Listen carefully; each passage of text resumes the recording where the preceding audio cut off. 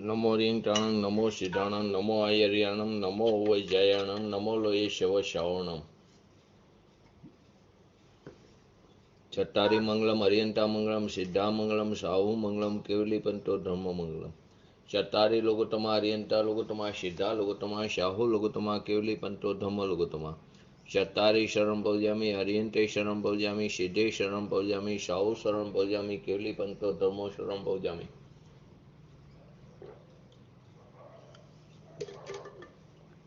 જે સ્વરૂપ સમજ્યા વિના પામ્યો દુઃખ અનંત સમજાવ્યું તે પદ નમો શ્રી સદગુરુ ભગવાન પરમ પુરુષ પ્રભુ સદગુરુ પરમ જ્ઞાન સુખધામ જેણે આપ્યું ભાન નિજ તેને સદા પ્રણામ દેહ છતાં જેની દશા વર્તે દેહાતી આજ્ઞાનીના ચરણમાં હો વંદનય ગણે શ્રી કાન ગુરુના ચરણમાં હો વંદન અગણિત શ્રી ભગવતી માતના ચરણમાં હો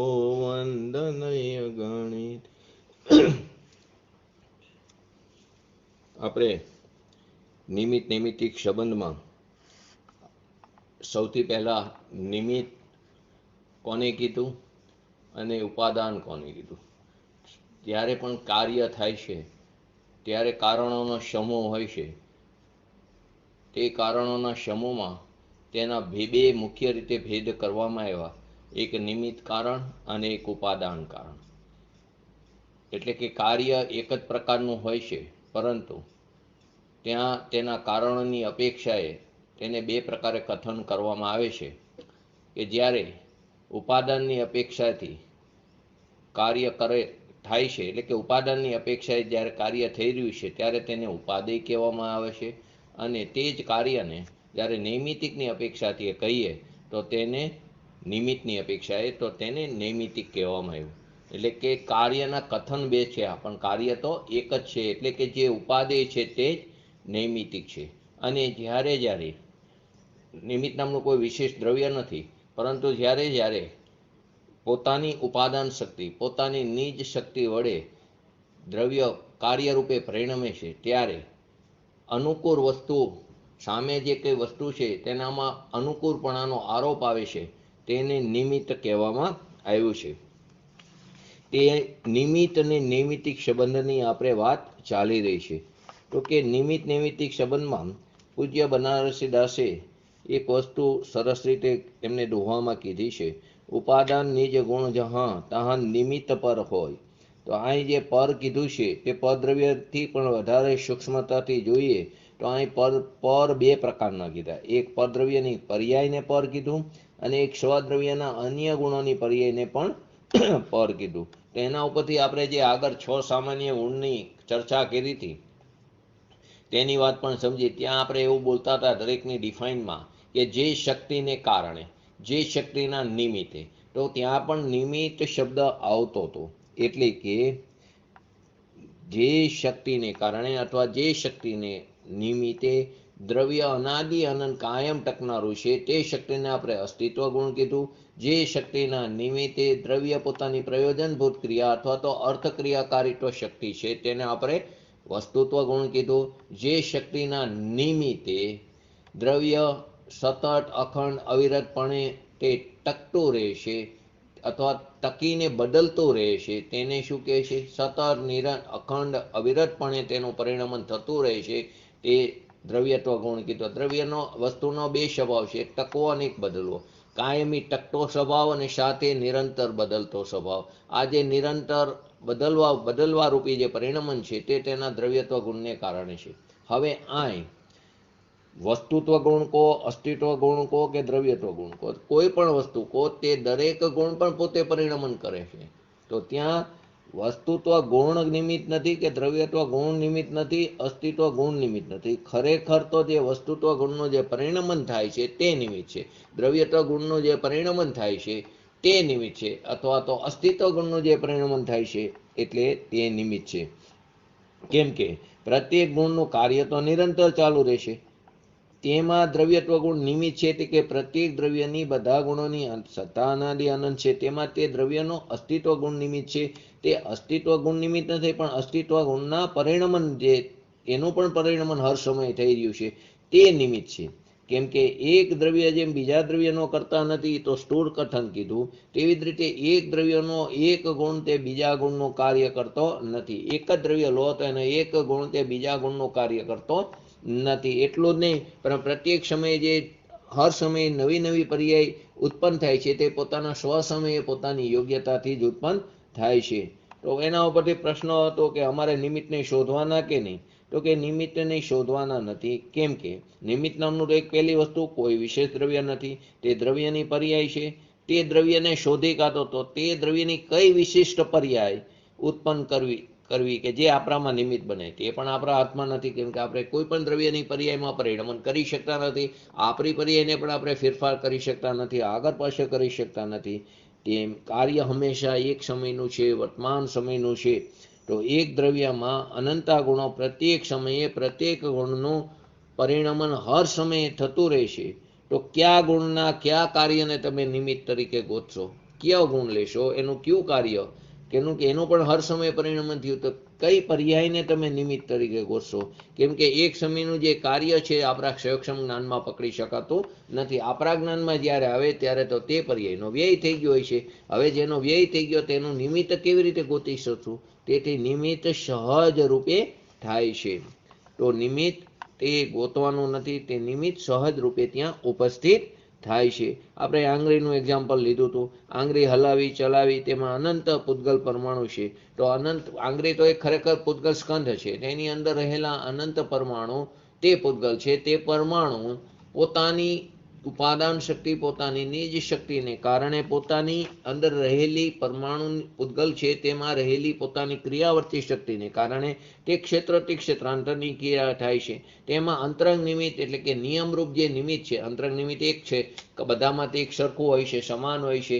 તે નિયમરૂપ જે નિમિત્ત છે તે ગતિ જે થઈ રહી છે તેમાં ધર્માસ્તિકાય તે નિમિત્ત રૂપે ધર્મદ્રવ્ય નિમિત્ત રૂપે છે.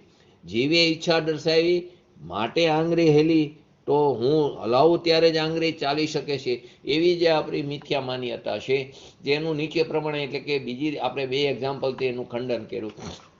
એક કોઈને લકવા થયો હોય એટલે કે પેરેલિસિસ થયો હોય, તેની ઈચ્છા તો ઘણી હોય છે એના હાથ પગ હલાવવાની, પરંતુ તે હાથ પગ હલાવી શકતો નથી. જો ઈચ્છા મુજબ જો હલનચલન થતું હોય તો હાથ પગ હલવા જ હોય, તો કે ત્યાં એની ઈચ્છા થતી નથી. તો એમાં કાઉન્ટર ક્વેશ્ચન થયો કે અમારા લજ્જા તંતુમાં યોગ્યતા નથી, માટે તે તો બસ શાસ્ત્ર પણ એમ જ કહે છે કે તે સમયે તે પર્યાયની યોગ્યતા નથી, માટે તે હલતી નથી. તારી ઈચ્છા હોય અને તે હલે એવું નથી.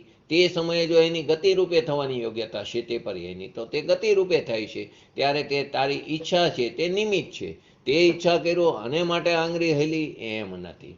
તો કે તું પણ એમ જ કહીશ કે લજાતંતુ મારા એની યોગ્યતા નથી, તો શાસ્ત્ર પણ એમ જ કહે છે કે તે પર્યાયની યોગ્યતા નથી. તેવી રીતે બીજો એક્ઝામ્પલ પાર્કિન્સનો લીધો કે તેને ઘણી ઈચ્છા છે તેના હાથ પગ હલાવવાની, પરંતુ તે હાથ પગ જે હલે છે તેને બંધ કરવાની, સ્થિર કરવાની, પરંતુ તે સ્થિર કરી શકતો નથી. એનો અર્થ એમ થયો કે આપણી ઈચ્છા મુજબ કોઈ પણ શરીરની ક્રિયા થતી નથી. કેમ કે બંને અલગ અલગ ભિન્ન ભિન્ન દ્રવ્યો છે. એક દ્રવ્ય બીજા દ્રવ્યનું કાર્ય કરી શકતું નથી. અને છેલ્લે આપણે કાલે લીધો હતો દ્વારકાનું એક્ઝામ્પલ પણ લીધું હતું અને મારીચીનું એક્ઝામ્પલ પણ લીધું હતું કે નિમિત્ત ગોતવા નથી પડતા, અને નિમિત્ત હોય ને કાર્ય થાય એમ નથી. એટલે કે નિમિત્તની હાજરી હોય, પરંતુ જ્યારે ઉપાદાનની યોગ્યતા નથી, તે પોતાની ઉપાદાન શક્તિ પોતાની નિજ શક્તિ વડે પરિણમતું નથી, ત્યાં સુધી તેના ઉપર અનુકૂળપણાનો આરોપ આવતો નથી. અનુકૂળપણાનો આરોપ તો ક્યારે આવે છે કે દ્રવ્ય પોતે પોતાની નિજ શક્તિ વડે પરિણમે ત્યારે તેના ઉપર અનુકૂળપણાનો આરોપ આવે છે. તો આપણે એમાં મારીચીનું એક્ઝામ્પલ લીધું હતું. ઋષભદેવ ભગવાનનો પૌત્ર મારીચી, એમાં ઉત્કૃષ્ટ નિમિત્ત તીર્થંકર પોતે હતા અને તેના પિતા ભરત ચક્રવર્તી તે પણ કહેવાતા ક્ષાયિક સમ્યક દ્રષ્ટિ હતા. તો આવા ઉત્કૃષ્ટ નિમિત્ત હોવા છતાં પણ મારીચીએ પોતાની પર્યાયમાં વિતરાગતા ન પ્રાપ્ત કરી દિગંબર મુનિ દીક્ષા લીધી, પરંતુ મિથ્યા દ્રષ્ટિ દ્રવ્યલિંગી મુનિ બન્યા. તેમને પોતાની પર્યાયમાં સમ્યક દર્શનની પ્રાપ્તિ ન કરી, ઉલટાનું તેને 363 પાખંડી મતની સ્થાપના કરી. તો કે ત્યાં પોતાનામાં યોગ્યતા નહોતી, તો માટે ઋષભદેવ ભગવાન ઉપર નિમિત્તપણાનો આરોપ ન આવ્યો, ભરત ચક્રવર્તી ઉપર નિમિત્તપણાનો આરોપ ન આવ્યો. અને જ્યારે તે જ જીવ કેટલાય ભાવ પછી સિંહ પર્યાયમાં તેની યોગ્યતા હતી, તો ઉપરથી આકાશમાંથી 2 ચારણ વૃદ્ધિધારી મુનિઓ તેને ઉપદેશ દેવા માટે ઉપરથી આવ્યા, અને ત્યારે તે પોતાની અંદર રહેલા પોતાના પરિણામોને સ્વદ્રવ્ય તરફ લઈ ગયા. ત્યારે તેને સમ્યક દર્શનની પ્રાપ્તિ થઈ. તો કે તે જીવની સમ્યક દર્શનની પ્રાપ્તિની ત્યારે યોગ્યતા હતી, તો નિમિત્ત પણ ઉપર આકાશમાંથી ઉતરું. તો કે મુનિઓને ઉપદેશ દેવાનો ભાવ થયો, અને તેઓએ તેઓનું કાર્ય તેના પોતાના ઉપાદાનથી કર્યું, અને તે સિંહ માટે તે નિમિત્ત રૂપે બન્યા. આમ નિમિત્ત નિમિત્તિક સંબંધ હંમેશા સહજ જ હોય છે, અને તેને દૂર ખસેડવાનો પ્રયત્ન કરી, એનાથી દુર્ઘટનાને ટાળવાનો પ્રયત્ન કરી, અને તે દુર્ઘટના ન થાય એમ બનતું નથી. જે કાર્ય જે ક્ષેત્રે જે પર્યાય થવાની હોય છે, જે નિમિત્તે તે કાર્ય તે ક્ષેત્રે તે પર્યાય તે નિમિત્તે થયા વગર રહેતી નથી. એમાં આપણે દ્વારકાનું એક્ઝામ્પલ પણ લીધું. તો ત્યાં ઘટનાને ટાળવા માટે જેટલા પ્રયત્નો કર્યા હતા, તે બધા પ્રયત્નો ત્યાં ઉલટાના નિમિત્ત રૂપે બન્યા, કાલાંતરે નિમિત્ત રૂપે થયા. તો કે આપણે નિયતિ ઉપર કે કર્મ ઉપર ભાર નહીં નાખીને તેની સાથેના રહેલા આપણા નિમિત્તિક સંબંધોનો કથન વાંચીને આપણે જે અનાદિકાળથી જે ભૂલ કરતા આવ્યા છીએ, જીવ કર્મો ઉપર જ હવાલો નાખે છે, કર્મ જ મને રાગદ્વેષ કરાવે છે, તેને કારણે મને સુખ દુઃખ થાય છે, તે મને સંયોગોની પ્રાપ્તિ કરાવે છે. આમ કર્મને જ આપણે કરતાપણું માનીને જીવ અનાદિકાળથી પોતાય સ્વાધીન હોવા છતાં પોતાને પરાધીન માનીને પરતંત્ર માનીને તે હીનધીન થતો રહે છે, અને તે આકુરતા વ્યાકુરતા ઉત્પન્ન કરે છે, અને સંસારનું પરિભ્રમણ વધારે છે. તો કે પંડિત ટોડરમલજીનું પણ વાત લીધી હતી કે જો કર્મ પોતે પ્રયત્નપૂર્વક જીવના સ્વભાવનો ઘાત કરે, જો કર્મના પ્રયત્નથી જીવના સ્વભાવનો ઘાત થાય, તેને બાહ્ય સામગ્રી જો મેળવી આપે, તો કર્મની અંદર ચેતનપણું હોવું જોઈએ, તેમાં બળવાનપણું હોવું જોઈએ. પરંતુ તે તો દેખાતું જ નથી. તે દેખાતું નથી કર્મમાં ચેતનપણું, એ તો અચેતન છે. તેમાં બળવાનપણું પણ નથી. જો કર્મ બળવાન હોત તો મારીચીનો જીવ એ જ વખતે ભાવલિંગી મુનિપણું થઈ જાત, દ્રવ્યલિંગી મુનિમાંથી મિથ્યા દ્રષ્ટિ, અને તે જ પર્યાયમાં તે પણ મુક્ત દર્શનને પ્રાપ્ત કરે કે તે સમયે તેની પોતાની ઉપાદાન શક્તિની જ શક્તિની તેવી યોગ્યતા જ નહોતી.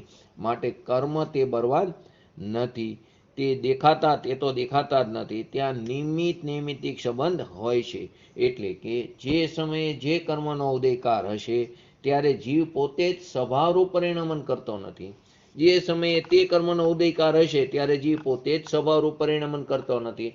તે સ્વભાવરૂપે મારીચીનો જીવે પરિણમન કર્યું હોત, તો ત્યાં તે સામે કર્મનો ઉદય એટલે કે સામે જે અનુકૂળ વસ્તુનો આરોપ આવે ઋષભદેવ ભગવાન ઉપર, અને જ્યારે પોતે જ વિભાવરૂપ પરિણમન કરે છે જીવ, ત્યારે ત્યાં પોતે વિભાવરૂપ પરિણમન કરે છે, ત્યારે તેનું લક્ષ્ય પર તરફ હોય છે, અને ત્યારે તે અન્ય દ્રવ્યો તે પ્રમાણે સંબંધ રૂપે થઈને પરિણમે છે. એટલે કે જે સમયે તે કર્મનો ઉદયકાર હશે, ત્યારે જીવ પોતે સ્વભાવ રૂપે પરિણમન કરતો નથી, અને તે વિભાવ રૂપે પરિણમન કરે છે. ત્યારે જે અન્ય દ્રવ્ય એટલે કે પરદ્રવ્ય છે, ત્યાં તેને નિમિત્ત રૂપે એટલે કે તેના તરફ તેને લક્ષ્ય રહે છે. એનું એક્ઝામ્પલ લઈ 2 આપણે ગઈકાલે અહીં સુધી વાત કરી હતી. તો કે પહેલો અહીં વાત કરી હતી ટોડરમલજીની, જો કર્મ પોતે પ્રયત્નપૂર્વક જો જીવના સ્વભાવનો ઘાત કરે, હિંસા કરે, અથવા એને અનુકૂળ વસ્તુઓની સામગ્રી મેળવી આપે, તો કર્મમાં ચેતનપણું હોવું જોઈએ. તે અચેતન ન હોવા જોઈએ, તે બળવાન હોવા જોઈએ. તે તો આપણને દેખાતું નથી. તે વચ્ચે ખાલી સહજ નિમિત્તિક સંબંધ હોય છે. તો આપણે એક એક્ઝામ્પલ જોઈ કે જેમ સૂર્યોદય થાય ત્યારે ચકવા ચકવીનું મિલન થાય છે. ચકવા ને ચકવી એટલે કે ચકલો ને ચકલીનું શું થાય છે? મિલન થાય છે. અને રાત્રે કોઈ તેઓને દ્વેષ બુદ્ધિથી બળજબરી કરીને જુદા નથી પડતા, અને તે દિવસ ઉગ્યા બાદ કોઈ તેમને કરુણા બુદ્ધિથી ભેગા નથી કરતા. જો બે વસ્તુ બને છે, રાત્રે ચકલા અને ચકલી તે જુદા થાય, સૂર્યોદય થાય તો બેનું મિલન થાય. તો રાત્રે તેને કોઈ દ્વેષ બુદ્ધિથી બળજબરી કરીને તેને જુદા નથી પાડતા, અને સૂર્યોદય થાય ત્યારે કરુણા બુદ્ધિથી તેને કોઈ ભેગું નથી કરતું. સૂર્યાસ્ત થાય ત્યારે તેના નિમિત્તે તે પોતે સ્વયં જુદા પડે છે, અને સૂર્યોદયનું નિમિત્ત પામે તો તે પોતાની સ્વયં રીતે પોતે ભેગા થાય છે. આમ નિમિત્ત નૈમિત્તિક સંબંધ હોય છે. તે જ મુજબ કર્મનો પણ નિમિત્ત નૈમિત્તિક સંબંધ જાણવો. તો કે આવી રીતે ચકલા અને ચકલીની વાત ઉપરથી, ચકો અને ચકવીની વાત ઉપરથી એમનું સૂર્યોદય થાય એટલે મિલન થાય છે, ત્યારે કોઈ તેને કરુણા બુદ્ધિથી બેને ભેગું નથી કરતું, અને સૂર્યાસ્તનું નિમિત્ત પામીને તે બંને જુદા પડે છે તો કોઈ તેને દ્વેષથી બળજબરીથી તેને જુદા પાડતા નથી. તો આવો નિમિત્ત નૈમિત્તિક સંબંધ છે. પોતે સ્વયં જ ભેગા થાય છે ત્યારે સૂર્યોદય નિમિત્ત રૂપે છે, અને પોતે સ્વયં જ જુદા થાય છે ત્યારે સૂર્યાસ્ત નિમિત્ત ઉપર હોય છે. તો ઘણા પ્રશ્ન કરે કેમ સૂર્યોદય ભેગા થાય, રાત્રે ભેગા નથી થતા? તો કે તે સમયે તેને ભેગા થવાની યોગ્યતા નહોતી, અને જ્યારે ભેગા થયા ત્યારે સામે સૂર્યોદય જ નિમિત્ત રૂપે હોય છે.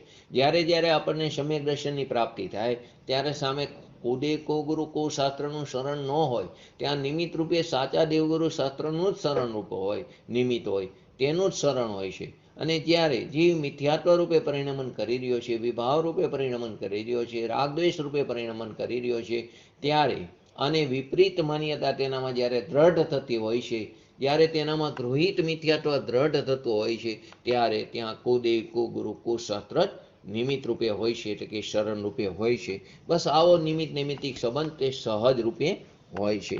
ત્યારે જીવે પોતે પોતાની ભૂલ, પોતાના સ્વયં અપરાધને કારણે તે રાગદ્વેષ રૂપે પરિણમે છે. તે સમયે તે પર્યાયની પોતાની નિજ શક્તિ, પોતાની ઉપાદાન શક્તિ, પોતાના ષષ્ઠકારકો, પોતાના જન્મક્ષણને કારણે તે વિભાવ રૂપે પરિણમે છે. ત્યારે સામે તે પ્રકારના અનુકૂળ નિમિત્તો હોય છે કે ત્યારે તે પર તરફ લક્ષ હોય છે પહેલું તો. બીજી વસ્તુ જો એનું મિથ્યાત્વ, ગૃહિત મિથ્યાત્વ દ્રઢ થતું હોય તો સામે કુદેવ કુગુરુ કુશાસ્ત્ર હોય છે. અને જ્યારે જે પોતે પોતાની યોગ્યતાથી, પોતાની ઉપાદાન શક્તિને કારણે તે સ્વભાવ રૂપે પરિણમે, તેના તરફ લક્ષ કરે, ત્યારે સાચા દેવ ગુરુ શાસ્ત્ર શરણ રૂપે હોય છે, અથવા તો તે નિમિત્ત રૂપે હોય છે. તો આચાર્ય અમૃતચંદ્રજીએ પ્રવચન સારની અંદર ટીકામાં કીધું છે કે દ્રવ્ય પોતાની અનંત શક્તિરૂપ સંપત્તિથી પરિપૂર્ણ છે. દરેક દ્રવ્ય પોતાની અંદર રહેલી અનંતા શક્તિ એટલે અનંતા ગુણોથી કેવું છે? પરિપૂર્ણ છે. તેમાં જરા પણ ખાલીપો નથી. દ્રવ્ય પોતે પોતાથી કેવું છે? અશૂન્ય છે. અને તે દ્રવ્ય બહારથી, જગતથી, વિશ્વથી કેવું છે? શૂન્ય છે. તેની સાથે તેને કોઈ પણ નિસ્બત નથી, લેવા દેવા નથી, તેનાથી તે શૂન્ય છે. અને પોતાના સ્વભાવથી કેવું છે? અશૂન્ય, એટલે કે પરિપૂર્ણ છે. અને તે અનંત શક્તિરૂપ સંપત્તિ, વૈભવ એનામાં પડેલો છે, તેનાથી તે પરિપૂર્ણ છે. અને તેથી પોતે પોતાના ષષ્ઠકારકો રૂપે પરિણમીને પોતાનું કાર્ય કરવા માટે છે સમર્થ છે. આને કારણે તે અનંત શક્તિની સંપત્તિથી પરિપૂર્ણ હોવાને કારણે તે પર્યાયમાં તેના જે ષષ્ઠકારકો છે તે વ્યક્ત રૂપે પ્રગટ થાય છે. અને તેમાં તે કાર્ય કરવા માટે તેને નથી કોઈ પદ્રવ્યની જરૂર, નથી કોઈ પદ્રવ્યની અપેક્ષા, નથી કોઈ પદ્રવ્યની સહાય, નથી તેને પોતાના જે પરિણમન થઈ રહ્યું છે તે પર્યાય જે ગુણની છે તે ગુણની પણ અપેક્ષા નથી, તે ગુણની પણ તેને જરૂર નથી. તે ગુણ જે દ્રવ્યના છે, તે ગુણને ધરનાર જે દ્રવ્ય છે, કે જે પર્યાય જે દ્રવ્યની છે તે દ્રવ્યની પણ તેને અપેક્ષા નથી. અહીં જૈન તત્વનો સિદ્ધાંત દરેક દ્રવ્ય પણ નિરપેક્ષ, સ્વતંત્ર, અસહાય અને સત છે. તેવી રીતે ગુણ પણ કેવું છે? નિરપેક્ષ, સ્વતંત્ર, અને તે પણ અસહાય અને સત છે. આ બંને ત્રિકારિક સત છે. અને પર્યાય છે તે પણ નિરપેક્ષ છે, સ્વતંત્ર છે, અને અહેતુક અને અસહાય છે. તે ક્ષણિક સત છે. તો કે તે પોતાનું કાર્ય કરવા માટે દરેક પર્યાય તે પણ ષષ્ઠકારક રૂપે તે પરિણમે છે, તે સમર્થ છે. તેને બાહ્ય કોઈ સામગ્રીની સહાયની, મદદની તેને અપેક્ષા રાખતું નથી. માટે કેવળ જ્ઞાનની ઈચ્છા રાખનારા જીવને બાહ્ય સામગ્રીની અપેક્ષા રાખીને પરતંત્ર થવું યોગ્ય નથી. આ 16 નંબરની ગાથાના જે ટીકા છે તેનો ભાવાર્થમાં લખેલું છે કે માટે કેવળ જ્ઞાનની ઈચ્છા રાખનારો જે જીવ છે તેને પણ બાહ્ય સામગ્રીની અપેક્ષા રાખવી યોગ્ય નથી, કેમ કે તે રીતે પરતંત્ર થવું યોગ્ય નથી. કેવળ જ્ઞાનની ઈચ્છા એને પહેલી વસ્તુ ઈચ્છા હે તો કેવળ જ્ઞાન થતું નથી, ઈચ્છાના અભાવપૂર્વક થાય છે. પરંતુ અહીં સમજાવવા માટે તેને કેવળ જ્ઞાન પ્રાપ્ત થાય છે ત્યારે તેને ઘાતી કર્મોનો ક્ષય થયો માટે કેવળ જ્ઞાન પ્રાપ્ત થયું એમ નથી. તેને વ્રજ ઋષભ નારા સહન નહોતું માટે કેવળ જ્ઞાન પ્રાપ્ત થયું એમ નથી. તે ચોથા કારમાં હતો માટે તેને કેવળ જ્ઞાન પ્રાપ્ત થયું એમ નથી. તે અત્યારે હું પાંચમો કાર નથી અને મને કેવળ જ્ઞાન પ્રાપ્ત ન થાય એમ પણ નથી. ખરેખર તો અત્યારે આ કારે એવા જ પ્રકારના જીવો છે કે જે છઠ્ઠા સાતમા ગુણસ્થાનથી આગળ જઈ શકતા નથી, તેવી જ તેની યોગ્યતા છે. ત્યારે કાર ઉપર નિમિત્તપણાનો આરોપ થાય છે કે પંચમ કારમાં કોઈ જીવ તે મોક્ષ અથવા મુક્ત દશાને પ્રાપ્ત કરી શકતું નથી, કેમ કે તેને વ્રજ ઋષભ નારાજ સહનન નથી. તો કે સહનન તો શરીરની ક્રિયા છે, શરીરની વાત છે, અને જે કેવળ જ્ઞાન થાય છે, મુક્ત દશા થાય છે, મોક્ષ દશા એટલે કે પૂર્ણ વિતરાગ દશા, તે જીવની ક્રિયા છે. તો એક દ્રવ્ય તો બીજા દ્રવ્યની ક્રિયા કરી શકતું નથી, કાર્ય કરી શકતું નથી. તો કેવી રીતે સહનનના કારણે જીવને કેવળ જ્ઞાન થાય? કેવી રીતે પંચમ કાર, તે કાર જે છે પંચમ કાર તે કાર દ્રવ્યની વ્યવહાર કાર દ્રવ્યની પર્યાય છે. તો કે તે વ્યવહારકાર છે તો તે કાર દ્રવ્ય છે, તે કાર દ્રવ્યની પર્યાય છે. અને કેવળ જ્ઞાન છે તે જીવ દ્રવ્યના જ્ઞાન ગુણની પર્યાય છે પરિપૂર્ણ. તો કે તે એક દ્રવ્ય બીજા દ્રવ્યનું કાર્ય કરતું નથી, માટે પંચમ કારને કારણે જીવને કેવળ જ્ઞાન થતું નથી. વાત ખાલી વ્યવહારથી ઔપચારિક કહેવામાં આવે છે, પરંતુ વાસ્તવમાં તે સમયે તે જીવની યોગ્યતા જ નથી કે જે ગતિ કરી શકે મુક્ત દશા તરફ. બીજી વસ્તુ આવીને આવે છે કે જે સ્વાર્થ સિદ્ધિવિમાનના દેવો છે, અથવા તો આપણે કોઈ પણ જીવ દ્રવ્ય લઈ, કેમ અલોકાકાશમાં જતા નથી? તત્વસૂત્રમાં બહુ વ્યવસ્થિત આપ્યું છે કેમ તે અલોકાકાશમાં જતા નથી. એનામાં તો સ્વાર્થ સિદ્ધિ વિમાનના દેવો એનાથી પણ ઉપર લોકના અગ્રભાગે સિદ્ધ શિલામાં અનંત સિદ્ધ ભગવાન બિરાજમાન છે, કે જેની અનંતે અનંતી શક્તિઓ જે પર્યાયમાં પરિપૂર્ણ વ્યક્ત થઈ છે, પરિપૂર્ણ પ્રગટ થઈ છે. તો શું તેનામાં એવી શક્તિ નથી કે જે અલોકાકાશમાં જાય? એનામાં તો બધી શક્તિ પરિપૂર્ણ રૂપે પ્રગટ થઈ ગઈ છે, તો તે કેમ અલોકાકાશમાં જતા નથી? તો શાસ્ત્રમાં કથન આવે નિમિત્તની અપેક્ષાએ કે ધર્માસ્તિકાય નથી, ધર્માસ્તિકાય નહીં નિમિત્ત રૂપે છે ને ગતિ કરવામાં. તો કે અલોકાકાશની અંદર એક આકાશ દ્રવ્ય હોય છે, બાકીના 5 દ્રવ્ય નથી, એટલે કે ધર્માસ્તિકાય નથી. માટે જીવ અને પૂતગલ તે બહાર જઈ શકતા નથી અલોકાકાશમાં. તો સિદ્ધ ભગવાનમાં તો બધી શક્તિ પરિપૂર્ણ પ્રગટ થઈ ગઈ છે, છતાં પણ તે જતા નથી. તો કે તેમને તે તરફ જવાની ઈચ્છા જ નથી, તેમને ઈચ્છાનો અભાવ છે. શક્તિ પણ છે પરિપૂર્ણ, પરંતુ યોગ્યતા નથી એમનો કહેવાય.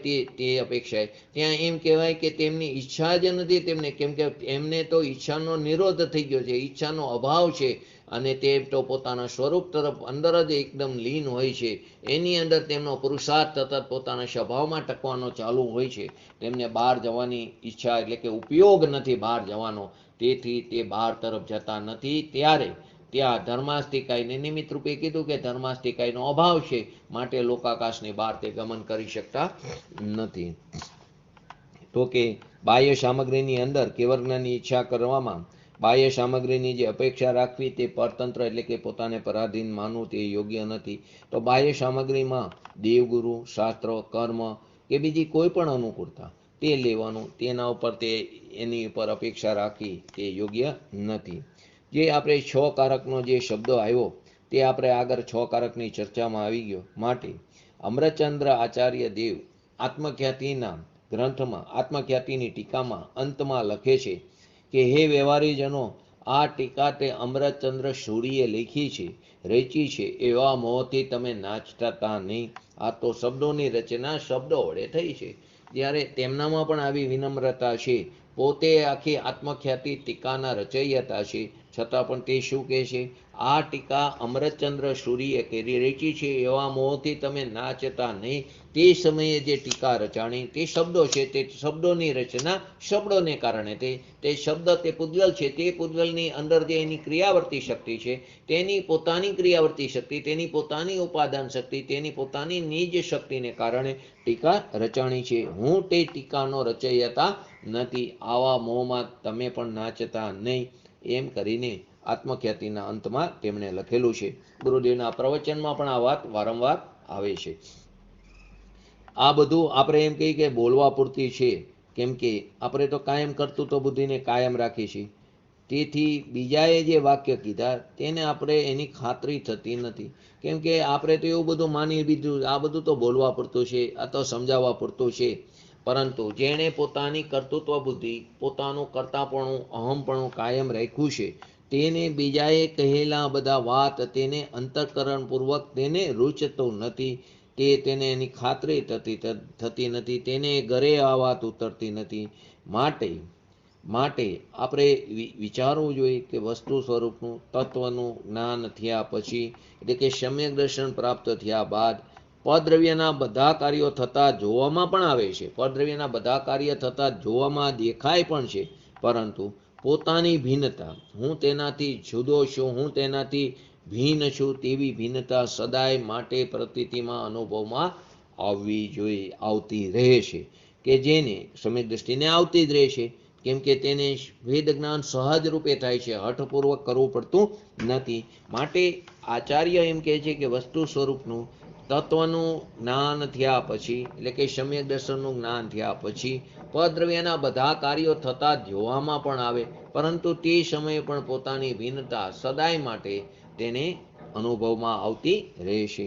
એટલે કે જે જીવ જ્ઞાનીઓનો ઉપદેશ જે સરળ મનથી ગ્રહણ કરે છે, જે જ્ઞાનીઓ ઉપદેશ આપે છે તે પોતાના સરળ મનથી જે ગ્રહણ કરે છે, આ વાત આમ જ છે એવો જે વિશ્વાસ રાખે છે, એવો જે હકાર કરે છે, જીનેન્દ્ર ભગવંતોની વાણી તે મારા માટે હિતકારી છે, કલ્યાણકારી છે, એવી જેને પૂરેપૂરી શ્રદ્ધા રાખી અને તે અનુસાર જે તત્વનો નિર્ણય કરે છે, તે જ જીવ અલ્પકાળની અંદર સમ્યક દર્શનની વિતરાગતાની પ્રાપ્તિ કરીને તે મોક્ષ માર્ગ ઉપર આગળ વધે છે અને મુક્ત દશાને તે પ્રાપ્ત કરે છે. અને તે જીવને મોક્ષ પણ દૂર નથી, અને તેના જે કંઈ પણ ભાવ છે તે કેવરીના જ્ઞાનમાં ઝાઝા ભાવ પણ દેખાતા નથી તેના, પરંતુ એના જે કંઈ ભાવ છે 2, 3, 4 તે તેના જ્ઞાનના જ્ઞેય છે. એટલે કે જે જીવે જ્ઞાનીઓનો ઉપદેશ સરળ મનથી અંદર ગ્રહણ કર્યો, તેને એવો વિશ્વાસ છે કે આમ જ વસ્તુ સ્વરૂપ છે, આ જ રીતે વસ્તુ વ્યવસ્થા છે, જીનેન્દ્ર ભગવાનની જે વાણી છે તે મારા માટે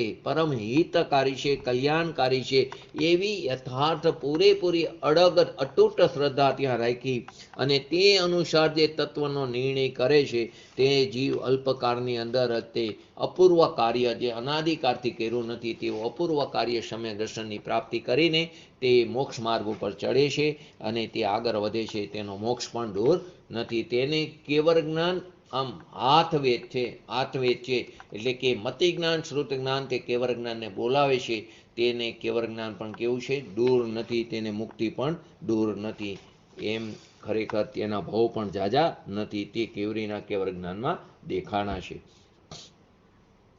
હવે આગળ પ્રશ્ન કરે છે કે તમે એક બાજુ એમ કહો છો નિમિત્ત કાર્યમાં કાંઈ જ કરતું નથી, તો પછી કુદેવ, કુગુરુ, કુશાસ્ત્રનો ત્યાગ કરો.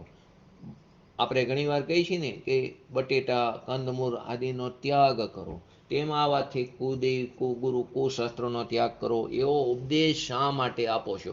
જ્યારે ત્યાગ થવાનો છે ત્યારે પોતાની ઉપાદાન શક્તિ, પોતાની નિજ શક્તિ ત્યારે એની યોગ્યતા હશે તે રૂપે પરિણમન થશે. તો તમે શા માટે આવો ઉપદેશ આપો છો? એવો ઉપદેશ શા માટે કહો છો? એક બાજુ એમ કહો છો કે નિમિત્ત કાર્યમાં કાંઈ જ કરતું નથી, તો પછી શું કામ કુદેવ, કુગુરુ, કુશાસ્ત્રને છોડવા માટેનો, ત્યાગ કરવાનો ઉપદેશ આપો છો? જ્યારે તો જવાબ શું આવે? જ્યારે આ કરો તે કરો નહીં, આમ કરવું જોઈએ એવો ભાષા હોય તે ઉપદેશની ભાષા છે. જ્યારે એમ કે આ કરો, આ ન કરો, મુમુક્ષની પાત્રતા આવી હોવી જોઈએ કે જે અષ્ટમુખ ગુણોનું પાલન કરતો હોવો જોઈએ, 22 અભક્ષ્ય ચીજનું ભક્ષણ 22 અભક્ષ્ય ચીજનું ભક્ષણ ન કરતો હોવો જોઈએ, 7 પ્રકારના વ્યસનથી રહિત હોવો જોઈએ, રાત્રિ ભોજન ન કરતો હોવો જોઈએ, અરગણ પાણી ન પીતો હોવો જોઈએ. તો આ બધી વાત તે આ કરવું જોઈએ, આ ન કરવું જોઈએ, એવી જે કંઈ ભાષા, આ તમારે ન કરવું જોઈએ, તમારે મધ માંસ મદિરાનું સેવન ન કરવું જોઈએ, આવા બધા જે ઉપદેશ આવતા હોય, આ બધી જે ભાષા આવતી હોય તે ઉપદેશની ભાષા છે. ચરુણાન યોગમાં આ રીતે ભાષા જોવામાં આવે છે. તેનો અર્થ એવો નથી થતો ક્યારેય પણ ચરુણાન યોગમાં નિમિત્તને કરતા માન્યો છે. ચરુણાન યોગ નિમિત્તને કરતા માને એવો અર્થ નથી થતો, પરંતુ ત્યાં સમજાવવા માટે ઉપદેશમાં આ પ્રકારની ભાષા આવે છે. હંમેશા કથનો વ્યવહારના હોય છે, અને વ્યવહારના ઉપદેશની ભૂમિકામાં વ્યવહારનું જ કામ છે. અને અનુભૂતિની પ્રક્રિયામાં અનુભૂતિના કારમાં ત્યારે અનુભૂતિ પ્રાપ્ત કરવા માટે ત્યાં નિશ્ચય નહીં હોય છે.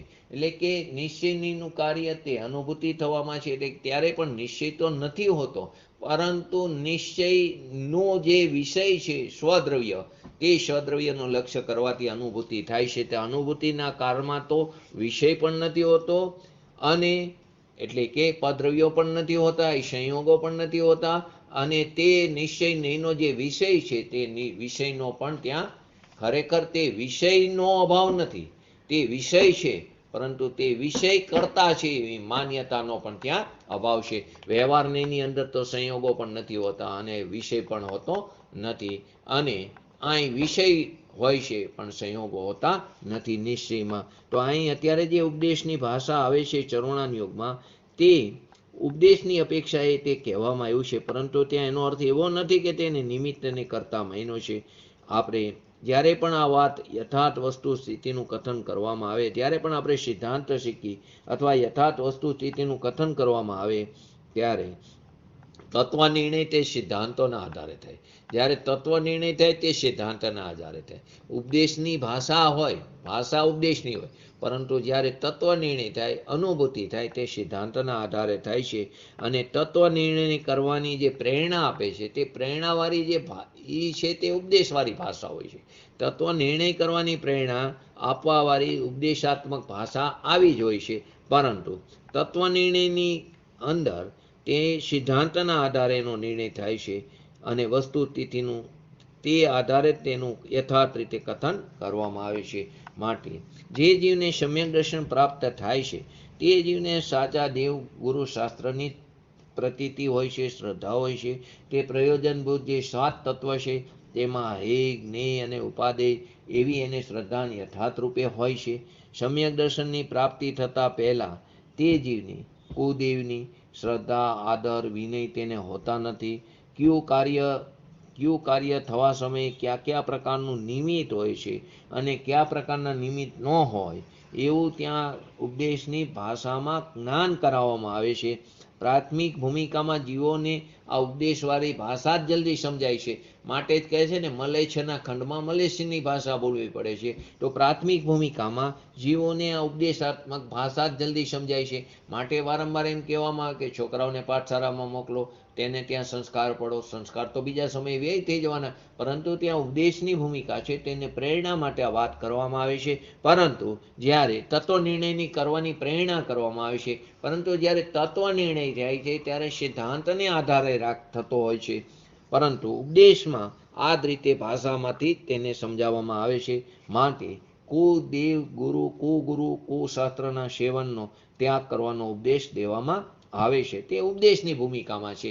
માટે વ્યવહારને જો ઉડાડી દેશો તો વાણીનો લોપ થઈ જશે, એટલે કે ભગવાનની દિવ્ય વાણીનો લોપ થઈ જશે, જીન મંદિરોનો લોપ થઈ જશે. માટે વ્યવહારની તરીકે સત્યાર્થ છે, ભૂતાર્થ છે, પરંતુ તે વ્યવહારની તરીકે એટલે કથનથી જ ભૂતાર્થ છે, અને કથનથી જ અભૂતાર્થ છે, એટલે કે તેનો આશ્રય, તેનો આદર કરવાથી વસ્તુ સ્વરૂપની પ્રાપ્તિ થતી નથી. તે અપેક્ષાએ તેને અભૂતાર્થ, અસત્યાર્થ, ખોટો કહેવામાં આવ્યો છે. અને જો નિશ્ચયનીનો લોપ કરશું તો તત્વનો લોપ થશે. તો બંનેને જેમ છે તેને તેમ જાણીને પોતાના સ્વરૂપની પ્રાપ્તિ કરવી, તે જ આપણું કર્તવ્ય છે. આપણે કોઈ પણ ડૉક્ટર જે છે તે પેશન્ટને દવા આપે ત્યારે તે જણાવે છે કે આ દવા ખાવાની છે, અથવા તો એટલે કે લેવાની છે, ખાવાની છે, અને આ દવા તે બહારથી લગાડવાની છે. જે ડૉક્ટર પેશન્ટને દવા આપે ત્યારે તે ખાસ જણાવે છે, અમુક દવા બહારથી લગાડવાની હોય, મલમ આદિ હોય છે, તે ખાવાની નથી હોતી. તો અમુક દવા પેટમાં લેવાની હોય છે અને અમુક બહારથી લગાડવાની છે. તો તેના ઉપર છાપેલું પણ હોય છે, ઉપર શું લખેલું હોય છે? ફોર એક્સટર્નલ યુઝ ઓનલી, એટલે કે તે દવા માત્ર બહાર લગાડવાની છે. બહાર લગાડવાની દવા ખવાય નહીં એટલો વિવેક રોગીને હોવો જોઈએ, અને જો રોગીને આ વિવેક નહીં હોય તો અનર્થ થશે. તેવી જ રીતે દ્રવ્યાનુયોગ અને ચરણાનુયોગની જે ભાષા છે એટલો વિવેક આપણી મુમુક્ષને પણ હોવો જોઈએ. ફરીવાર ડૉક્ટરો પેશન્ટોને દવા આપે ત્યારે તે પણ જણાવે છે કે આ દવા ખાવાની છે, આ બહારથી લગાડવાની છે. અંદર સૂચના પણ લખેલી હોય છે ઉપર બહાર બોક્સ ઉપર કે આ દવા તે ખાલી બહાર, એટલે ફોર એક્સટર્નલ યુઝ ઓનલી લખેલી છે. પરંતુ જો રોગી છે તેને પોતે વિવેક નહીં રાખે, આટલું જણાવ્યા છતાં, આટલું વાંચ્યા છતાં જો પોતે વિવેક નહીં રાખે તો અર્થના બદલે અનર્થ થઈ જશે. તો કે દ્રવ્યાનુયોગ અને ચરણાનુયોગની ભાષાઓમાં આપણે તે વિવેક રાખવો જોઈએ, એ દરેક મુમુક્ષનું કર્તવ્ય છે. ચરણાનુયોગના જેટલા પણ ગ્રંથો આપણે વાંચીએ છીએ ત્યાં મુનિ અને શ્રાવકના આચરણ વિશેનો ઉપદેશ આપે છે. મુનિએ 28 મૂળગુણોનું પાલન, પંચમહાવ્રતનું પાલન, 5 સમિતિ, 3 ગુપ્તી આદિનું પાલન, 12થી નગ્ન દિગંબરપણું આદિ બધી વસ્તુ તે એનું આચરણ મુનિનું. તેવી જ રીતે શ્રાવકનું આચરણ પણ હોય છે, 11 પડીમાનું ધારણ કરે, અષ્ટમૂળગુણોનું પાલન કરે, આદિ જે કંઈ છે તે શ્રાવકના આચરણનો પણ ચરણાનુયોગના ગ્રંથમાં ઉપદેશ આપે છે. ત્યાં કહેવાનો મતલબ એ નથી કે તમે શરીરમાં એકત્વ બુદ્ધિનું પોષણ કરો. ત્યાં તે શરીરમાં એકત્વ બુદ્ધિનું પોષણ કરવાનું તે ગ્રંથમાં પ્રયોજન નથી. પરંતુ જે જીવોએ સમ્યક દર્શન પ્રાપ્ત કર્યું છે, જે જીવની શરીરમાંથી એકત્વ બુદ્ધિ નાશ પામી ગઈ છે, જે જીવની તેને જે પર્યાય મેલી છે તે પર્યાયમાંથી એકત્વ બુદ્ધિ નાશ પામી છે, એવા જીવોને આ ઉપદેશ દેવામાં આવ્યો છે. કયા જીવોને? કે જેણે વિતરાગતાની પ્રાપ્તિ કરી છે અને તેને એક ક્ષેત્ર વગાએ જે શરીર સાથે બંધાયેલો છે તેમાંથી એકત્વ બુદ્ધિ નાશ પામી છે, તેવા જીવોને ઉપદેશ દેવામાં આવ્યો છે. અને તે પોતે મોક્ષ માર્ગ આત્મસ્થિત્વ દ્વારા જ પ્રાપ્તિ થાય છે, અને તેની વૃદ્ધિ, તેની પૂર્ણતા તે પણ આત્મસ્થિરતા વડે જ થાય છે. પણ તેની સાથે જીવોને સહજ રીતે શ્રાવક અને મુનિ યોગ્ય થતું આચરણ કરવાનો ભાવ પણ રાગ પણ આવે છે. એવો ત્યાં સહજ નિમિત્તિક સંબંધ હોય છે. તેવા જીવોને ખ્યાલ હોય છે કે મારી આત્માની, જે મારામાં આત્માની અંદર વિતરાગતાની, એટલે કે આત્માની પ્રાપ્તિ મારી પર્યાયમાં થઈ છે, મારી પર્યાયમાં શુદ્ધિની ઉત્પત્તિ થઈ છે. તે શુદ્ધિની ઉત્પત્તિ પણ આત્માની સ્થિરતા દ્વારા થઈ છે, તે શુદ્ધિની વૃદ્ધિ પણ આત્માની સ્થિરતા દ્વારા થશે, અને તે શુદ્ધિની પરિપૂર્ણતા પણ તે આત્માની સ્થિરતા દ્વારા થાય છે. પરંતુ તે સાથે તે જ જીવોને રસ્તામાં આવો સહચર શુભ ભાવ, શ્રાવક યોગ્ય અને મુનિ યોગ્ય થતો આચરણ ભાવ, પારવાનો ભાવ, એવો રાગ ભાવ પણ આવ્યા વગર રહેતો નથી. તો આ સહજ નિમિત્તિક સંબંધ છે. 5મા ગુણસ્થાનમાં તે ભૂમિકા અનુસાર તેને 11 પડીમાં પારવાનો ભાવ છે. તેને પણ ખબર છે આ તો બાહ્ય ચારિત્ર છે, તેનાથી મને આત્માની વૃદ્ધિ નથી થવાની, મારા આત્માની અંદર શુદ્ધિની વૃદ્ધિ નથી થવાની. એની પર્યાયમાં, એટલે આત્માની અંદર એટલે એની પર્યાયમાં સમજવું, તે શુદ્ધિની વૃદ્ધિ નથી થવાની, તેની શુદ્ધિની પૂર્ણતા નથી થવાની, તે તેને બરાબર પ્રતીતિમાં હોય છે. છતાં પણ તેને આવો રસ્તામાં સહચર શુભ ભાવ આવે છે. પૂજ્ય ગુરુદેવ શ્રી પ્રવચનમાં બપોરે બોલતા હોય કે ભગવાનની ભક્તિ કરી તે શુભ ભાવ છે, તે રાગ ભાવ છે, તે કલંક છે, તે ઝેર છે, તે કેવું છે? વિષ્ટા છે. અને બીજા પ્રવચન પૂરું થાય ને તરત જ સિમંદર ભગવાનને મંદિરમાં ભક્તિ કરતા દેખાય. પરંતુ તેમને આવો રાગ ભાવ આવ્યા વગર રહેતો નથી, પરંતુ તેમનામાં અભિપ્રાયમાં, તેમની માન્યતામાં, તેમની શ્રદ્ધામાં યથાર્થ રૂપે પડેલું છે કે આ જે કંઈ છે તે રાગ ભાવ છે, તેનાથી મને બંધ પડે, તેનાથી મને મારા આત્માની પ્રાપ્તિ નહીં થાય, એવું તેમને બરાબર પ્રતીતિમાં પડેલું છે. પરંતુ પોતાના સ્વભાવમાં રહી શકતા નથી, ત્યારે રસ્તામાં આવા શુભ ભાવ આવ્યા વગર પણ રહેતા નથી.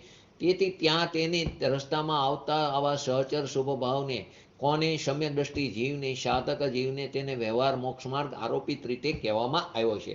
નિશ્ચય મોક્ષમાર્ગ અને વ્યવહાર મોક્ષમાર્ગ, મોક્ષમાર્ગ એક જ પ્રકારનો છે, પરંતુ ત્યાં આ રીતે સહચર રસ્તામાં આવતો જે શુભ ભાવ છે સમ્યક દ્રષ્ટિને, ત્યાં તેને વ્યવહાર મોક્ષમાર્ગ આરોપિત કથન તરીકે કહેવામાં આવ્યો છે.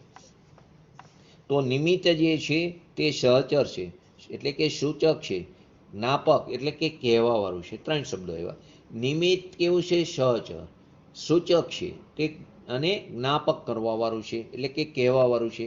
એટલે કે જે જીવને શ્રાવકને યોગ્ય એવી બે ચોકડીના અભાવરૂપ જેને વિતરાગતા હોય છે, તે જીવને અણુવ્રતના પરિણામો નિયમથી હોય છે. તે અણુવ્રતોના નિયમથી તે પાલન કરતો હોય છે, કે તેને બે કસાઈ ચોકડીની અભાવરૂપ વિતરાગતા પ્રાપ્ત કરી છે, કે જે દેશવ્રતી શ્રાવક છે, જે કેવા છે? સંયમા સંયમ ચારિત્રનું પાલન કરવાવાળા છે, તેવા જે વ્રતી શ્રાવક છે તેને આવા અણુવ્રતના પરિણામ પણ હોય છે. અને જે જીવને મુનિ યોગ્ય એવી 3 કસાઈ ચોકડીની અભાવરૂપ વિતરાગતા પ્રાપ્ત કરી છે, તે જીવને મહાવ્રતના પાલન હોય છે, અને તે પોતે 28 મૂળ ગુણોનું પણ પાલન કરતો હોય છે. એવા જ એના પરિણામ હોય છે, અને તે મુજબ તેનું આચરણ પણ હોય છે. એના પરિણામ એવા હોય છે, અને તે મુજબ તે આચરણ પણ કરતો હોય છે. તો કે શ્રાવક અને મુનિ બંને, શ્રાવક અને મુનિ અને ત્રીજા ભગવાન, ત્રણેયના બાહ્ય સ્વરૂપ જોઈને આપણે તેની ભૂમિકા વિશે આપણે નક્કી કરી શકીએ છીએ. જેઓ કહે છે કે અમે મુનિ આચાર્ય છે, તો તેમને બાહ્ય પરિક્રમા વસ્ત્ર પાત્ર વગેરે હોય, તો તે 3 કાળમાં તે સાચા મુનિ તે હોઈ શકતા નથી.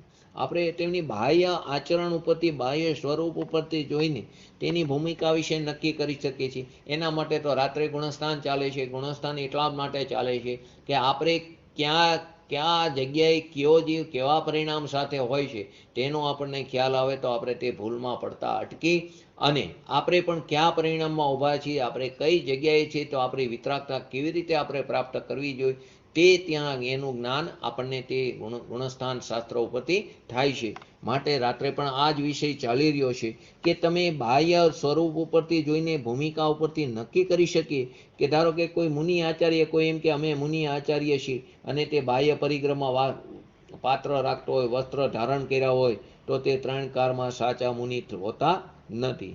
હા, વ્યવહારમાં નગ્ન વેશ હોય, નગ્ન દિગંબર મુનિ હોય, માટે કોઈ મુનિ યોગ્ય વિતરાગી હોય એમ પણ નથી. બહારની નગ્ન દિગંબર પણ હોય, અને તે સાચા ભાવલિંગી મુનિ છે તેમ નથી કહી શકતા, પરંતુ એટલું કહી શકે છે કે તે દ્રવ્યલિંગી મુનિ છે.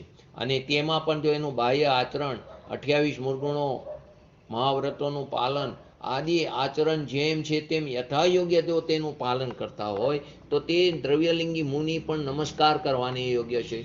પરંતુ જે 28 મૂળ ગુણોમાંથી કોઈ પણ એક મૂળ ગુણોનું પાલન તે યથાયોગ્ય ન કરતા હોય, તો તે નમસ્કાર કરવાની યોગ્ય પણ નથી. બંને વસ્તુ છે. જે વસ્ત્ર ધારણ કર્યું હોય, પાત્ર ધારણ કર્યું હોય, એને તો આપણે બિંદાસ કહી શકીએ કે આ સાચા મુનિ નથી. અને તે પોતે પોતાને મુનિ માનતા હોય કે મનાવતા હોય, તો માનવાવાળા જીવ પણ ક્યાં જાય છે? નરક નિગોદને પાત્ર છે, તેમ શાસ્ત્રોમાં અષ્ટપહોળમાં બતાવવામાં આવ્યું છે. પરંતુ જે બહારથી નગ્ન દિગંબરપણું ધારણ કર્યું હોય, તો તે પણ સાચા મુનિ યોગ્ય વિતરાગી હોય છે એમ પણ નથી. પરંતુ તે ખરેખર તે મુનિ અંતરંગમાં મુનિ યોગ્ય 3 કસાઈ ચોકડીની અભાવરૂપ વિતરાગતા, અનંતાબંધી, અપ્રત્યાખ્યાન અને પ્રત્યાખ્યાન, આ 3 ચોકડીના અભાવરૂપી વિતરાગતા તેને પ્રાપ્ત કરી હોય, અને બહારથી આવા 28 મૂળ ગુણોનું પાલન કરતો હોય, બંને સાચે છે.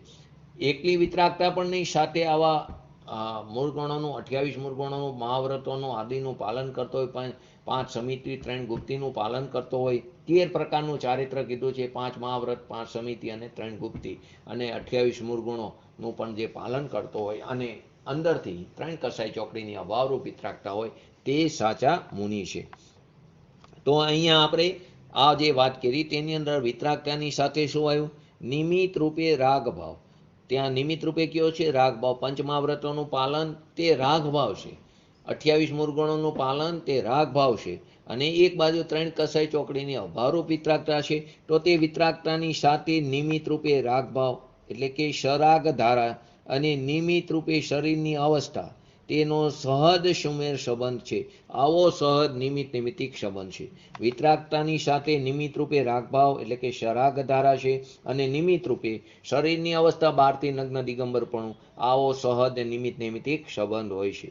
એક એક્ઝામ્પલ લઈ, શરીર ઉપર જ્યારે જખમ થાય આપણને, એટલે કે આપણને કોઈ પણ ઘા વાગે, ત્યારે આપણે શું કરીએ છીએ? ઉપર મલમપટ્ટી લગાડીએ, ડ્રેસિંગ કરીએ છીએ. તો જે અંદર ઘા વાગ્યો છે, જખમ ભરાવાનું કાર્ય તો ક્યાં થાય? શરીરમાં થાય છે. મલમપટ્ટીથી કંઈ કાર્ય થતું નથી, છતાં બહારનું ઇન્ફેક્શન ન લાગે, બહારથી કંઈ ચોટ ન લાગે, તે માટે આપણે તેનો ઉપયોગ કરીએ.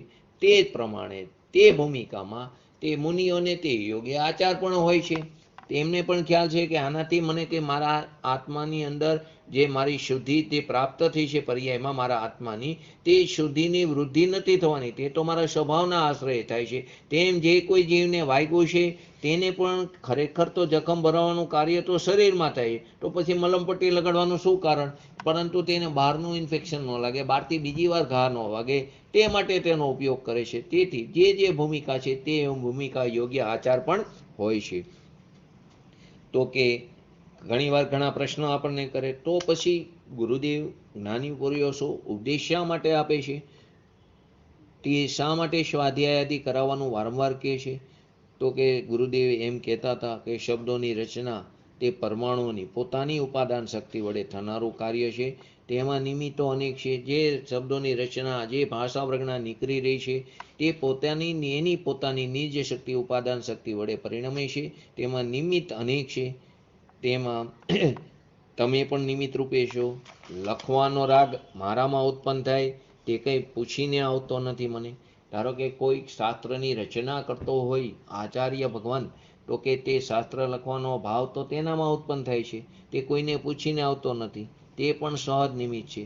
તો કે જે મુમુક્ષ છે તેનો યોગ એટલે કે જે મુમુક્ષ છે તેની પણ પોતાની ઉપાદાન શક્તિ તે સમજવા માટેની, અને ત્યારે સામે જે જ્ઞાની પુરુષ છે ગુરુદેવ શ્રી જેવા, તેમને ઉપદેશ દેવાનો ભાવ આવે છે. આવો એક નિમિત્તિક સંબંધ છે. અને જે કોઈ આચાર્ય જે જીવ છે જે શાસ્ત્રોની રચના કરે છે તેમાં તેનો યોગ અને ઉપયોગ પણ જોડાયેલા છે, તે પણ નિમિત્ત છે. તે પોતાની આત્મસ્થિરતાને બદલે તે આ શુભ આચરણ કરી રહ્યા છે તેની પણ તેમને જાણ છે. તે સમયે જ્યારે શાસ્ત્ર લખે ત્યારે તો વિકલ્પ દશામાં હોય છે, ત્યારે તે પોતાની આત્મસ્થિરતાને બદલે આ કાર્ય કરી રહ્યા છે. તે કાર્ય તેમના માટે જઘન્ય છે, તેમના માટે ખટકરૂપ છે, તેની પણ તેમને ખ્યાલ હોય છે. તે અપરાધ કરી રહ્યા છે તેની પણ તેમને જાણ હોય છે. છતાં પણ તે આવો સહચર રસ્તામાં એમને શુભ ભાવ રાગ ભાવ આવતો નથી, એટલે આવ્યા વગર રહેતો નથી. અને તે રાગ ભાવ તે મારા માટે અટકાવવાનું સાધન છે તેવી પણ તેમને પ્રતીતિમાં બરાબર જાણ હોય છે. અને સાથે તે લખતા હોય અથવા તો કોઈ શ્રાવક હોય ત્યારે તે પોતે જે કોઈ પોતાની આચરણની ક્રિયા થાય ત્યારે પણ તેમને અથવા તો તત્વનો ઉપદેશ દેતા હોય અથવા તો તત્વની વાત સાંભળતા હોય ત્યારે તેને ઘર ગ્રહસ્થી આદિના વિચારો પણ તેને મનમાં આવતા નથી, તેનું પણ તેને બરાબર ખ્યાલ હોય છે. ઘણીવાર કોઈ એમ કે જૈન મંદિર બંધાવો, કોઈ શાસ્ત્રો છપાવો, કોઈ દાન આપે, એવો કોઈ પ્રચાર પ્રસારમાં પોતાનું યોગદાન પણ આપે, કોઈ જૈન મંદિર બંધાવે, કોઈ શાસ્ત્રમાં યોગદાન આપે, છપાવવામાં, કોઈ તે ગમે તે પ્રકારનું જૈન મંદિરને લગતું દાન આપે, કોઈ પ્રચાર પ્રસારમાં પણ પોતાનું યોગદાન આપે, તો આપણે તેની પ્રશંસા કરીશું. તે સમયે તે કાર્ય કરનારને અને તેઓની પ્રશંસા કરનાર આપણને એ વાત ખ્યાલમાં રાખવી જોઈએ કે આ બધી પરમાણુની રચના પરમાણુને કારણે તેની પોતાની ઉપાદાન, પોતાની નિશક્તિ, પોતાની યોગ્યતાથી થાય છે. હું તે બાબતોનો કરતા નથી. જે કોઈ જૈન મંદિર બંધાવે, જૈન મંદિર બનાવવામાં આટલું પૈસાનું યોગદાન આપ્યું હોય, બીજી રીતે કોઈ શારીરિક યોગદાન આપતું હોય. ગુરુદેવ વારંવાર પ્રવચનમાં કહેતા હતા, રામજી બાપાને કારણે મંદિર બંધાણું નથી. બોલે રામજી બાપા એમ માને કે મેં ધ્યાન રાખ્યું મંદિરનું અને કડિયાએ મંદિર બનાવ્યું નથી. તેથી તે તો એક આપણને સમજાવવા માટે રામજીભાઈનું ઉદાહરણ આપતા હતા. પરંતુ તે પણ એક અભ્યાસી જીવ હતા રામજીભાઈ પણ, કે જે એમનું તત્વસૂત્ર અત્યારે રામજીભાઈનું અનુવાદ કરેલું ખૂબ જ આપણા માટે ઉપયોગી છે. એવા તે પણ એક અભ્યાસી જીવ હતા. તો કે કોઈ પણ એમ કે મેં જૈન મંદિર બંધાવ્યું એમાં યોગદાન મારું છે, કોઈ શાસ્ત્રો છપાવે એમ કે આ શાસ્ત્રમાં મેં છપાવ્યા ને એમાં મારું યોગદાન છે, અથવા તો તેના પ્રચાર પ્રસાર કરવામાં મારું યોગદાન છે, તો તેનું આપણે વિવેક રૂપે પ્રશંસા પણ કરી, પરંતુ તે સમયે તે કાર્ય કરનારને અને તેની પ્રશંસા કરનારને બે ખ્યાલમાં રાખવું જોઈએ કે આ બધી પરમાણુની રચના પરમાણુની પોતાની ઉપાદાન નીચ શક્તિ, પોતાની યોગ્યતા, પોતાના ષષ્ઠકારકો, પોતાના એ સમયની તે પર્યાયની જન્મક્ષણને કારણે થાય છે. હું તે બાબતોનો કરતા નથી, હું તે બાબતોનો કરતા નથી. તો પછી આગળ પ્રશ્ન થયો, તમે આવી રીતે બધી વાત કરો છો તો અમારે દાન આપવું કે ન આપવું? તો પૂજ્ય ગુરુદેવશ્રીના પ્રવચનમાં ગુરુદેવ આમ બોલતા તો ઘણીવાર રામજીભાઈએ ક્વેશ્ચન કરતા, એ તો એટલા માટે પ્રશ્ન કરતા કે તે દ્વારા ગુરુદેવને વધારે ખોલવા માટે, કે જેથી સામેના જીવને વધારે સ્પષ્ટતા થાય. તો રામજી બાપા એમ કહેતા કે તમે સાહેબ આવી રીતે કહો છો તો કોઈ દાન નહીં દે. તો કે દાન આવવાનું હશે તો તેની યોગ્યતાથી આવ્યા વગર રહેતું નથી. તો કે એ દાન દે અને માટે મંદિર બને એવું 3 કાળમાં શક્ય નથી. તો કે અમારે દાન આપવું કે ન આપવું, આવો પ્રશ્ન થાય. લાડુ એટલે કે જે કંઈ આપણે મીઠાઈ બનાવી છે કે બનાવી કે ન બનાવી, કંઈ નહીં તો ખાવાનો આનંદ તો લૂંટી શકીએ કે નહીં? આપણે ન બનાવી કંઈ નહીં, પણ જે બની ગઈ છે તે વસ્તુનો આનંદ તો લૂંટી શકીએ કે નહીં? અમારે દાન આપવું કે ન આપવું? તો કે ખરેખર નિમિત્ત વિશેની હજી પણ ભ્રાંતિ આવો પ્રશ્ન કરે તેને ચાલુ છે. નિમિત્તને ખાલી નિમિત્ત તરીકે સ્વીકારવાનું છે, તેને કરતાપણે સ્વીકારવાનું નથી.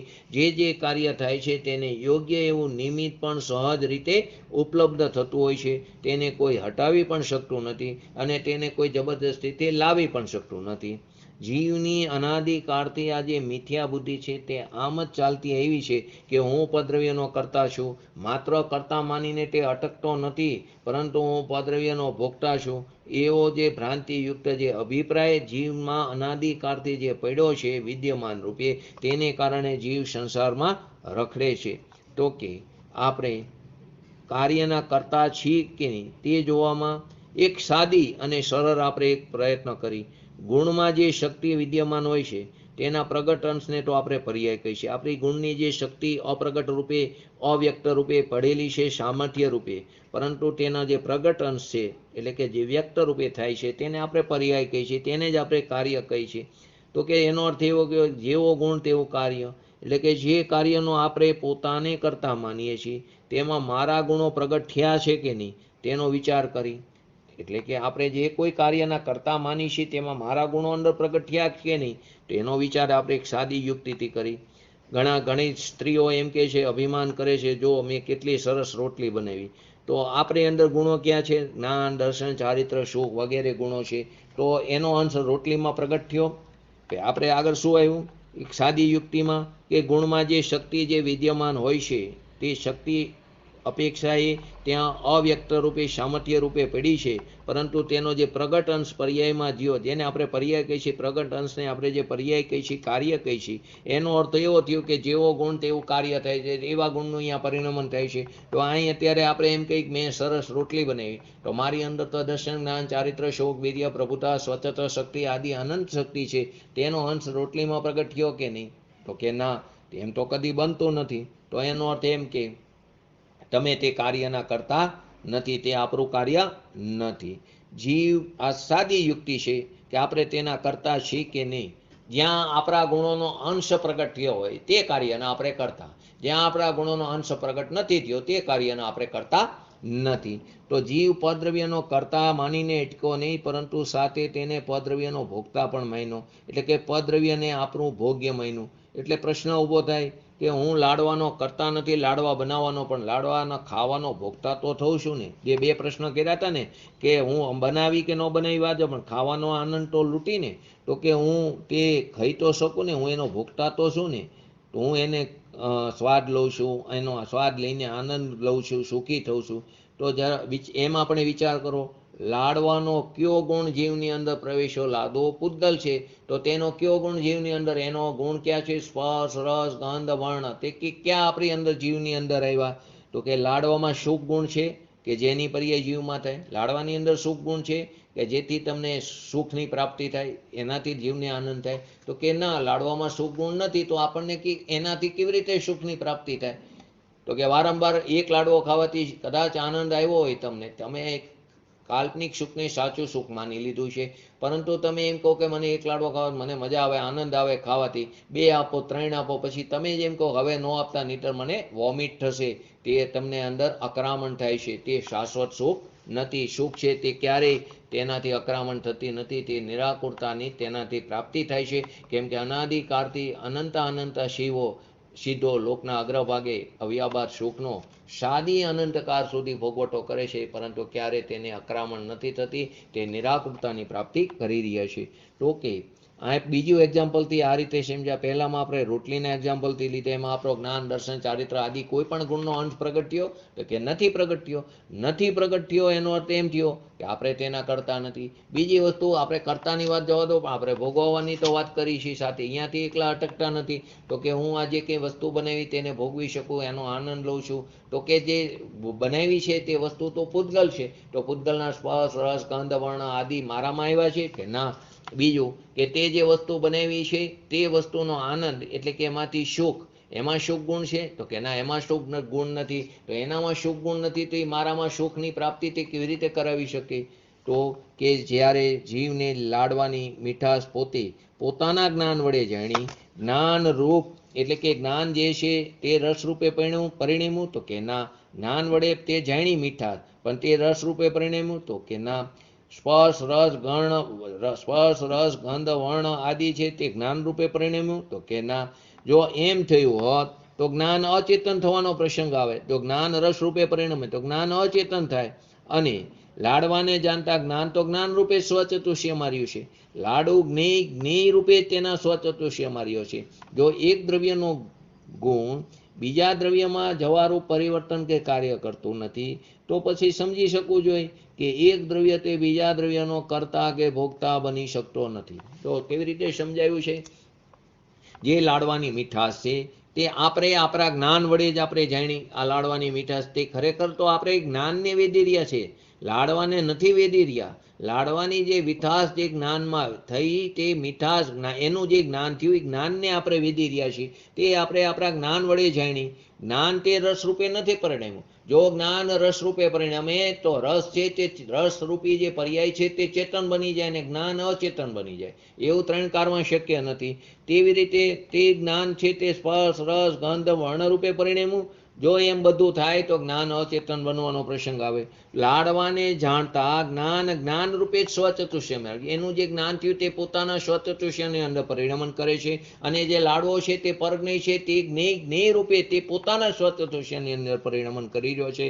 આના ઉપરથી એક સિદ્ધાંત જે સિદ્ધ થયો છે કે એક દ્રવ્યનો ગુણ તે બીજા દ્રવ્યમાં જવારું પરિવર્તન કે કાર્ય કરતો નથી. તેથી એક દ્રવ્ય તે બીજા દ્રવ્યનો કરતા કે ભોગતા બનતો નથી. કાલ ફરીવાર આ 2 પ્રશ્નો જે હતા તેનો જવાબ લઈને આપણે નિમિત્તે કાલે પૂરું થશે.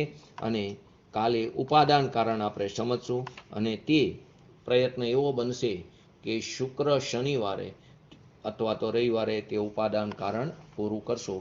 પછી સોમવારથી આગળનો આપણે જે રીતે બધાને અનુકૂળતા હશે તેમ જોશું. કેમ કે 3જી તારીખે કદાચ લોકડાઉન ખુલી જાય પછી આગળ બપોરના સ્વાધ્યાયનું વિચારશું. રાતનો સ્વાધ્યાય નિયમિત ચાલુ રહેશે કાયમ માટે. બોલીએ શ્રી પંચ પરમેષ્ઠી ભગવંતોનો જય હો. બોલીએ શ્રી જીનવાણી માતનો જય હો. બોલીએ શ્રી પરમ પૂજ્ય પરમ ઉપકારી શ્રી સદગુરુ દેવનો જય હો. બોલીએ શ્રી પ્રશ્યમૂર્તિ ભગવતી માતનો જય. બોલીએ શ્રી સનાતન જૈન દિગંબર ધર્મનો જય હો જય હો. કોઈ પ્રશ્ન હોય તો કહો. સમય પૂરો થતો હતો એટલે પહેલા જય બોલાવી લીધી. કોઈ પ્રશ્ન હોય તો જય જિનેન્દ્ર.